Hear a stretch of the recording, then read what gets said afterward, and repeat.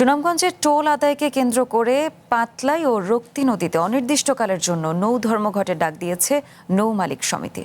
দেশের ৩ স্থলবন্দর দিয়ে ভারত থেকে আমদানি করা কয়লা ও চুনাপাথর নৌপথে দেশের বিভিন্ন প্রান্তে পৌঁছানো হয়, কিন্তু নৌ ধর্মঘটের কারণে পণ্য পরিবহনে বাধাগ্রস্ত হওয়ায় চরম বিপাকে পড়েছে ব্যবসায়ী ও শ্রমিকরা। ধর্মঘটের কারণে আটকা পড়েছে শত শত পণ্যবাহী নৌযান। নির্মাণে নাম্বার 1 শাহ সিমেন্ট। সুনামগঞ্জের তাহিরপুর উপজেলার পাটলাইন ও রক্তি নদীতে অনির্দিষ্টকালের জন্য বন্ধ রয়েছে চুনাপাথর, কয়লাসহ পণ্য পরিবহন। বাংলাদেশের অভ্যন্তরীণ নৌ পরিবহন কর্তৃপক্ষের বাড়তি টোল আদায়কে কেন্দ্র করে ২৮ জুলাই থেকে অনির্দিষ্টকালের ধর্মঘটের ডাক দেয় নৌ পরিবহন মালিক, শ্রমিক, ব্যবসায়ী ঐক্য পরিষদ। ব্যবসায়ীদের অভিযোগ, ৭ কোটি টাকা রাজস্বর বিনিময়ে তাহিয়া স্টোন ক্র্যাশার নামে একটি প্রতিষ্ঠানকে রক্তি নদীর এক অংশ ইজারা দেয় বিআইডব্লিউটিএ। এরপর টোল বাড়িয়ে দেয় প্রতিষ্ঠানটি। আগে যেখানে টন প্রতি টোল নেওয়া হতো ৩৪ টাকা ৫০ পয়সা, তা এখন বেড়ে দাঁড়িয়েছে ৭০ টাকা।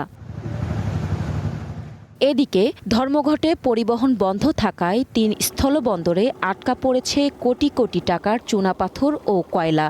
এতে আর্থিক ক্ষতির মুখে পড়েছেন ব্যবসায়ী ও শ্রমিকরা। বিআইডব্লিউটি ইজারা দেওয়ার আগে উচিত ছিল মালিক সমিতি ডাকা, শ্রমিক নেতৃবৃন্দ ডাকা, সমন্বয় আলোচনা করে এই ইজারা প্রথা দেওয়া। যারা উপর মহলে কাজ করেন সবাইকে নিয়ে আমরা যেন আমরা এই ধর্মঘট থেকে মুক্তি পাইতে পারি। ৭০ টাকা দাবি করে বিআইডব্লিউ, তো ৭০ টাকার মাঝে ৫০ টাকা বলে রাখে, তো এইটার লাগে আর ধর্মঘট ডাকছে।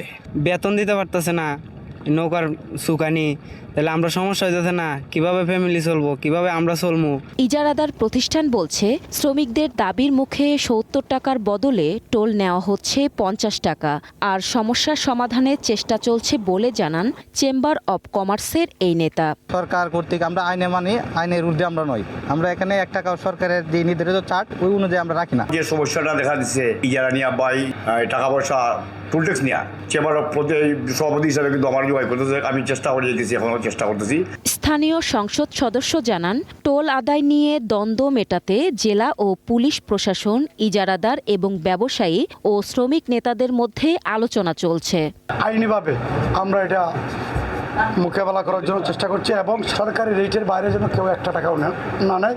এটা ১ টাকা যারাই বেশি নেবে তারা ইচ্ছাদাবাজ, তাদের বিরুদ্ধে মামলা হবে, অ্যাকশনে যাবে। কয়লা ও চুনাপাথর সরবরাহ স্বাভাবিক রাখতে দ্বন্দ্ব নিরসনে কার্যকর পদক্ষেপ নেবে সরকার, এমনটাই প্রত্যাশা সংশ্লিষ্টদের।